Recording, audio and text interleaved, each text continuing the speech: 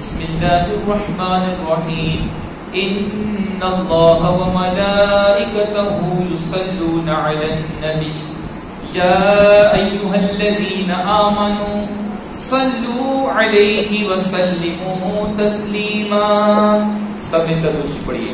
الصلاة والسلام عليك يا رسول الله وعلى آلك وأصحابك يا حبيب الله. الصلاة والسلام عليك يا نبي الله وعلى آلك وأصحابك يا نور الله. پیارے اور محترم قابل احترام میرے بھائیوں، اللہ سبحانہ تعالیٰ کا شکر ہے کہ اس نے ایک مرتبہ پھر ہم سب کو مسجد کی باعدب حاضری نصیب فرمائی. دعا ہے اللہ سبحانہ تعالیٰ ہم سب کی حاضری کو قبول فرمائے اور اس حاضری کی برکت سے ہم سب کو دین و دنیا کی بھلائیاں عطا فرمائے. آج میرے بھائی یکم ذی الحج ہے، ذی الحج شریف کی پہلی تاریخ ہے. آج سے انشاءاللہ 9 دن بعد انشاءاللہ قربانی کا سلسلہ بھی ہوگا. اسی مناسبت سے ہم قربانی کے متعلق کچھ مسائل سیکھیں گے انشاءاللہ.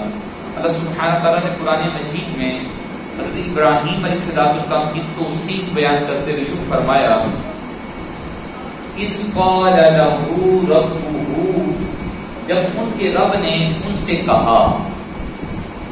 تو اس وقت ابراہیم علیہ السلام کا کیا جواب تھا؟ فرمایا قَالَ أَسْلَمْتُ لِرَبِّ الْعَالَمِينَ، میں نے اطاعت کی. اللہ پاک نے کہا، فرمایا میں نے اطاعت کی، میں حاضر ہوں، میں نے اپنا سر تسلیم خم کر لیا، آپ کی اطاعت کے لیے جھکا لیا. کس کے لیے؟ للہ رب العالمین، جو سارے جہان والوں کا رب ہے. تو پہلے بھائی اطاعت کا طریقہ سکھایا. یاد رکھیں اطاعت ہوتی ہے پہلے لمحے میں. جب آپ کو بندہ کہے، مثال کے طور پر آپ کے والدین آپ سے کہتے ہیں کوئی کام، پانی لا دو، دوائی لا دو، وغیرہ وغیرہ، آپ بولیں گے میں بعد میں کرتا ہوں. یہ اطاعت نہیں ہے. پہلے میں یہ گیم کھیلوں، پہلے یہ میں چیز دیکھ لوں، بعد میں لے آؤں گا. اسے اطاعت کامل اطاعت نہیں کہتے.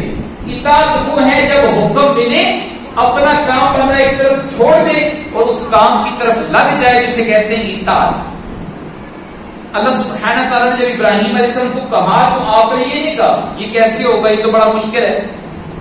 آپ نے فرمایا قال اسلمت لرب العالمین، میں نے اطاعت کی، میں ماننے والا ہوں. تو پہلے بھائیو اسلام کا بھی یہی ماننا ہے کہ جو اللہ سبحانہ تعالیٰ کی اطاعت کرتے ہیں، اپنے سر کو نبی کریم صلی اللہ علیہ وسلم کے آگے، شریعت کے آگے اللہ کے حضور جھکا لیتے ہیں، اپنی چونچرا نہیں کرتے. اس لیے اسلام کہا جاتا ہے میرے بھائیوں کے لیے اطاعت کرنے والا.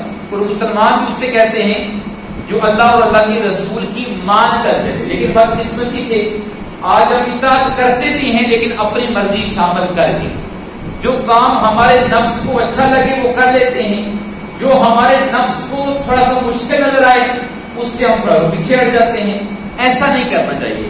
ہمیں اس سے یہ بھی سبق ملتا ہے کہ ابراہیم علیہ السلام کی سیرت کو پڑھیں کہ جن کی ایک عظیم سنت ہے. ویسے تو انبیاء کرام کی سنت ہے، کئی انبیاء کرام قربانیاں دیتے تھے. جیسا کہ حضرت آدم علیہ السلام کے شہزادے حابیل علیہ السلام اور قابیل نے قربانی دی تھی اللہ کے بارگاہ میں. سلیمان علیہ السلام نے بطور شکرانہ قربانی دی. نوح علیہ السلام نے باقاعدہ قربان گاہ بنائی ہوئی تھی، وہاں پر وہ قربانی کیا کرتے تھے. اس طرح دیگر انبیاء کے بارے میں بھی آتا ہے. تو قرآن مجید میں ہے کہ ہم نے گزشتہ امتوں پر بھی قربانی کو جو ہے وہ ضروری قرار دیا تھا، وہ بھی قربانی دیا کرتے تھے. لیکن زیادہ مشہور معروف ابراہیم علیہ السلام کی قربانی ہے. تو اس کے متعلق ہم انشاءاللہ سنیں گے.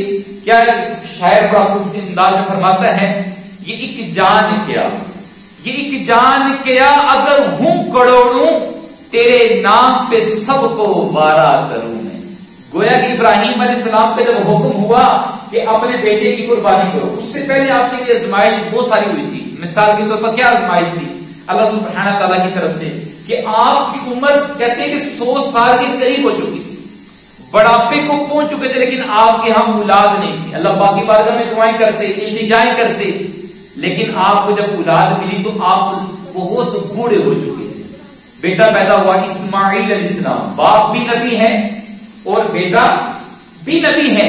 اسماعیل علیہ السلام پیدا ہوئے، اب یہ دودھ ہی پیتے تھے، اللہ سبحانہ تعالیٰ کی طرف سے ایک حکم آیا کہ اپنے بیٹے کو جو اتنی دعاؤں کے بعد ملا، بڑھاپے میں ملا، جو آپ کا سہارا ہے، فرمایا اپنے بیٹے کو اور اپنی زوجہ کو جو اسماعیل علیہ السلام کی امی جان تھی، ان کو لے جائیں اور مکہ شریف چھوڑ کر آ جائیں۔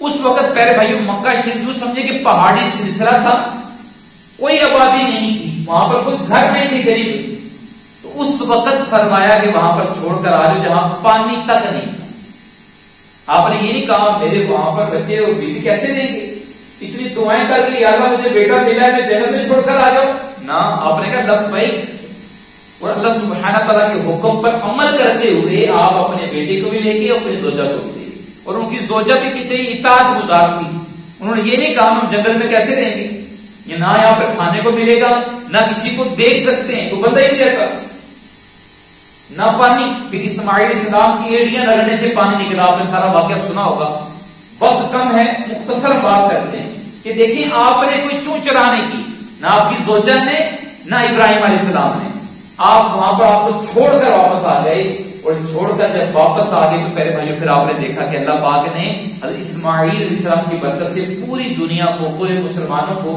آپ نے زمزم عطا فرما دیا جو آپ سب پیتے ہیں۔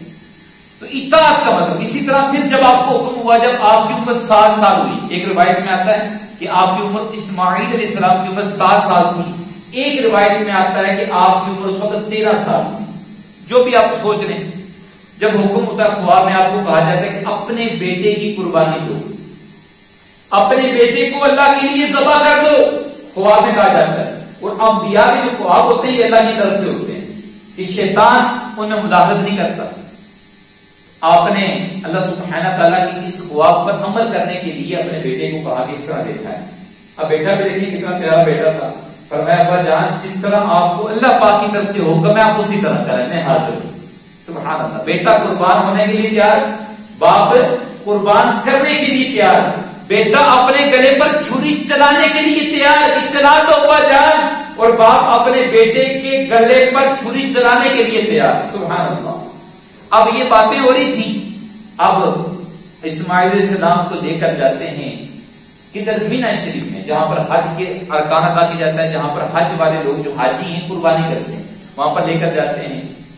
میں مختصر بیان کرتا ہوں، واقعہ بڑا تفصیلی ہے، شیطان آتا ہے، ہم اس کو نہیں دیکھیں گے، ہم صرف دیکھتے ہیں کہ اطاعت کس طرح کی جاتی ہے، ہمارا موضوع یہ ہے۔ اچھا، اب بیٹے کو لے کر جاتے ہیں، وہاں پر لٹاتے ہیں، ابراہیم علیہ السلام گلے پر چھری چلا دیتے ہیں، چھری چل رہی ہے، گلا کٹ نہیں رہا، حیران۔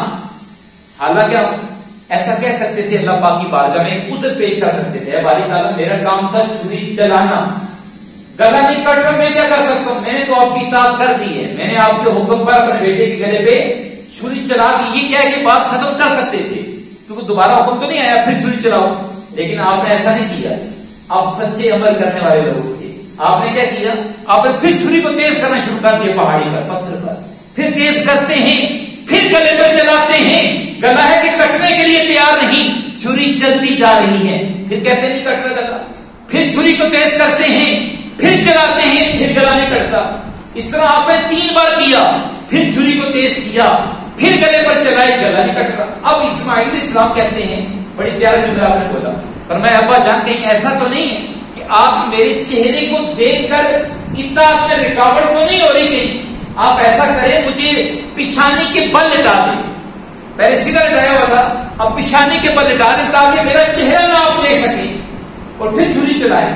اب باپ نے اسی طرح بیٹے کی، جو بیٹے نے کہا، اسماعیل علیہ السلام نے کہا، اسی طرح کیا، پیشانی کے بل لٹایا اور پھر چھری چلائی، اور پھر چھری نہ چلی۔ پیارے بھائی، پھر اس وقت حضرت جبرائیل امین علیہ السلام جنت سے جنتی مینڈا لے کر آئے، اور بعد روایتوں میں آتا ہے مینڈا وہی تھا جو حضرت آدم علیہ السلام کے بیٹے حابیل نے اللہ کی راہ میں قربان کیا تھا، وہ مینڈا لے کر حاضر ہو جاتے ہیں، اور کہتے ہیں کہ اللہ سبحانہ تعالیٰ وہاں پر ایک آیت نازل فرماتے ہیں، آیت قرآن مجید میں اس کا ذکر ہے، فرمایا ابراہیم تم نے اپنا خواب سچ کر دکھایا۔